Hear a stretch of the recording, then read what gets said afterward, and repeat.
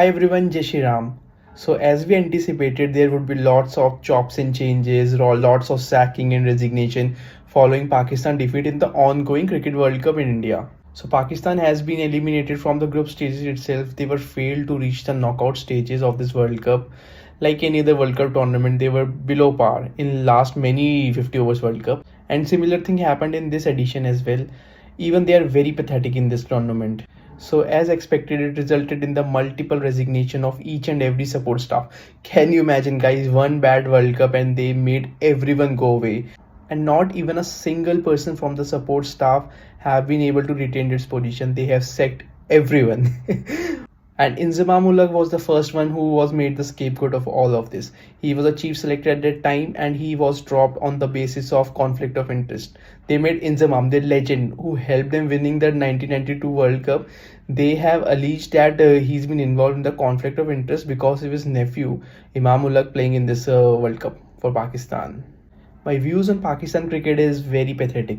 Like, they are the most silly board I have seen across every cricket playing nation. Like, they don't do anything. Like, if something goes back, they sack everyone out there. And this is not a question of one World Cup. Like, it's going on since ages, since the inception of Pakistan cricket board. And the biggest blunder they done is like they have sacked Babar Azam, guys. Their brand value, their biggest ever player after Imran Khan and Wasim Akram, strip his captaincy out of every format. He's your most talented player, a young player. Still he's a very young player, around 28 and 29 if you go by paper though. But yeah, he's the future of Pakistan cricket, and I think they have given him like 3 or 4 years. They could invest 1 or 2 years more. He's getting little better. Like, I am the biggest critics of the Babar Azam captaincy. If you see my old videos, I have discussed in length like how pathetic his captaincy was. Like, there were so many blunders, but that guy can learn. I have seen him in the cricket field. He has that hunger to learn. But Pakistan cricket, being the Pakistan cricket, they have done the as usual things. Once the things goes downwards and there's a pressure from media and from the audience, what they did is like they sacked everything, changed every system. And now the news has been made public and Mohammad Hafiz has made the new director of the cricket, along with Umar Gul and Wahab Riaz as selectors. And there will be more announcement which will follow. Mohammad Hafiz like has very strong views about Babar Azam as well. It would be interesting to see like how he goes with him, how he pursued with him, or like he will move away from him, especially in the T20 format. Mohammad Hafiz was seen publicly criticizing Babar Azam for his slow gameplay, very defensive mindset and everything. It would be interesting to see how these two will work out. Pakistan cricket in its own terms is like the biggest unpredictable thing you will ever see in this planet. Pakistan cricket has a very long history of rebellion, fixing, division between the teams, and the revolt amongst the cricket board and between the player as well. So we will go through a timeline. It will show us what the Pakistan cricket has been through since 1981. So from 1981 we had a revolt against Javed Miandad. In 1992, the most celebrated year in the Pakistan cricket history, they won the World Cup in Australia. And in the 1992 itself, there was a revolt against Imran Khan. He retired after that World Cup, and many people criticized him that he used it as a platform, that is a global platform to promote his cancer hospital. And in the 1994, they revolt against their own superstar Wasim Akram. Within the team, like, there were revolts and within the board as well. And in 1995, there was a team division fixing in Pakistan cricket goes hand by hand, by the way, guys. In 1995, Salim Malik was sacked. If you remember that famous test match in Pakistan where Shane Warne was offered money to bowl outside the rough and bowl wide and bowl down the leg side and everything.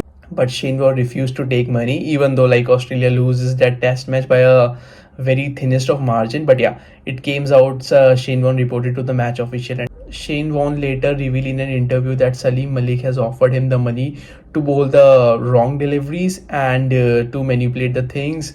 Also, like, try to introduce new player to him, but he refuses it. And after Salim Malik's sacking in 1995, there was a 1996 World Cup in which Pakistan lost to India in the quarterfinal, famous match in Bengaluru. In that match, Wasim Akram got injured and he couldn't able to play that semi-final. Waqar Yunus captained the Pakistan team and they lost to India in the quarterfinal in Bengaluru. After that, there was a lot of speculation of match fixing and everything, why Wasim Akram didn't play. But yeah, it was clarified as an injury by Wasim Akram himself. And as a result of that, there was so much hate from the people of Pakistan that they have to sack Wasim Akram, the same Wasim Akram who led their team to the victory in the 1992 World Cup, and he was a player of the match in that World Cup final. And later, even Pakistan qualified till quarter final, which is also a good achievement. Played some really good cricket, but still he was sacked. Their biggest player sacked, guys.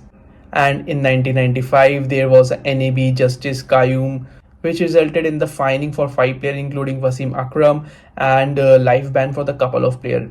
And in 1999 another World Cup year came, and Wasim Akram was also the captain this time around, and Pakistan did amazingly well. They reached to the final. They were the team of the tournament, team to beat. Although they were beaten by Bangladesh, but Pakistan played some fearless cricket. They have the best bowling lineup at that time in that era as well. But eventually they lost to Australia in the final. The Pakistan didn't showed up in the final, and they lost up very badly. There were a lot of questions which followed after that, like why Pakistan was batting first in the World Cup final when the ball was swinging here and there, why they're not sticking to their strength, blah blah blah as usual. But you know how Pakistan cricket works. Even after reaching the final, they sacked Wasim Akram from the captaincy, guys, once again.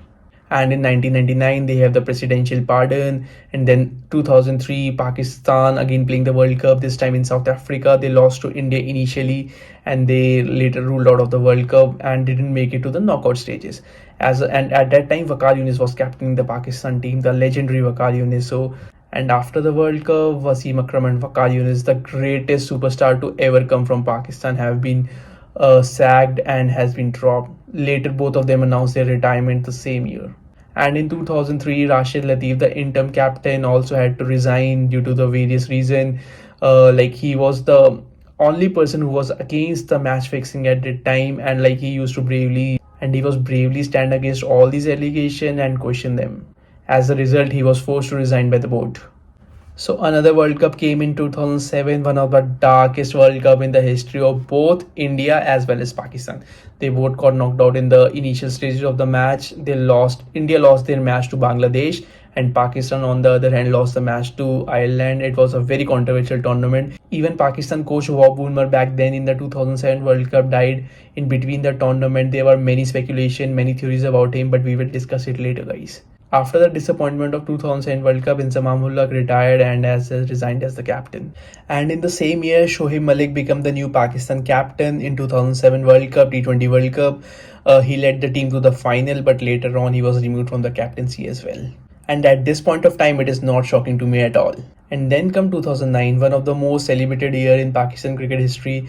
They won their first T20 World Cup after reaching to the finals in the previous edition and losing to India. They were led by exemplary Yunus Khan, one of their greatest batsmen. But soon after the World Cup win, there was revolt against Yunus Khan within the team, guys, and he was forced to resign. Just imagine a captain winning you the World Cup and then he was forced to resign, guys. And after the highs of 2009, there comes the lows of 2010. One of the darkest year in the Pakistan Cricket Board history. 3 Pakistan players were accused of spot fixing and were jailed. They were Salman Butt, Mohammad Asif and Mohammad Amir respectively. Then come the 2011 World Cup. Pakistan make it to the semi-final but lost to India in Mohali, which resulted to the sacking of then captain Shahid Afridi. And after that, Mohammad Hafiz became the captain. He led Pakistan in one of the World Cup, T20 World Cup. But in 2014, he was forced to resign as well after their disastrous World Cup. Misbah-ul-Haq was the ODI captain at that time. He led Pakistan to the 2015 World Cup in Australia. They lost to the host Australia itself in the quarter final. That Wahab Riaz spell in that game that came in the quarterfinal as well, which Pakistan lost due to their poor fielding and like poor batting as well. And as expected, Misbah also was forced to resign in 2015. Following by Misbah resignation, Moin Khan, who was the manager at that point of time, also made to resign. Then come the Champions Trophy of 2017. Pakistan beat India in the dramatic final. Sarfaraz Khan was hailed as a hero, but it was only for the 2 years duration. Then come the 2009 World Cup in England. Pakistan again failed to qualify for the last 4 position, finished 5th, and was denied the qualification on the basis of net run rate. And this doesn't go well, and Sarfaraz Ahmad was sacked from the captaincy. And after the World Cup, Najam Sethi, who was the board president at that point of time, also forced to resign. And after Sarfaraz Ahmad, Babar Azam, their young sensation, was made captain in 2019. Under him, Pakistan reached the semi-final of T20 World Cup in 2021. And after Pakistan failing to make to the final, Ehsan Mani, who was the board president, resigned. And the same year, Waqar and Misbahullah, who were the coaches at that time, were also forced to resign. And then came 2022. Pakistan reached a T20 World Cup in Australia, but this is not by the good game. This was purely on luck, and they have a huge thank you to say to the Netherlands, who helped them reaching in the finals. And in 2022, there is a change in the power of the government. Imran Khan is no more in the power, and new government has been formed. As we all know, PCB has been governed from the government body itself. There's a lot of involvement, resulting in the Ramiz Raza resignation from the PCB chairman. Soon followed by the Wasim Khan, who was the CEO at the time of PCB, also resigned. And in the same year, 2022, Mohammad Wasim, who was made selector, was also sacked. And in 2023, Saqlain Mushtaq was sacked just before the World Cup. Najam Sethi, who was once again the board president, was also sacked. And as you guys know, like after the 2023 World Cup, Insama Mulak was forced to resign and also had the conflict of interest. Babar Azam was stripped from the captaincy. Morne Morkel resigned. And Mickey Arthur, who was a director of cricket under whom Pakistan won the Champions Trophy, was also sacked. There is a conflict of interest on the top management, team split. And soon after Babar Azam has been stripped from the captaincy, two new captain has been announced. Shahid Afridi will lead Pakistan in the limited over format in both T20 and ODIs, whereas Shan Masood will take command of the test side. As you guys seen in this video, there is such a long timeline of Pakistan cricket controversies, fixing, multiple captains, right? Multiple captains in this tenure. So many failures, so many corruption, but it's Pakistan cricket. One moment they are down, another moment when you are not even expecting it, they are up, and they are up and running. That is the most unpredictable thing about Pakistan cricket, and that is what we love as a cricket fan. Thanks for watching, guys. I hope you liked it. And I want all of you to know, like, I have given this review just as a basis of a pure cricket fan, not that I am belonging to any particular country, just as a perspective of a cricket fan. Please like and share the video. Thanks a lot.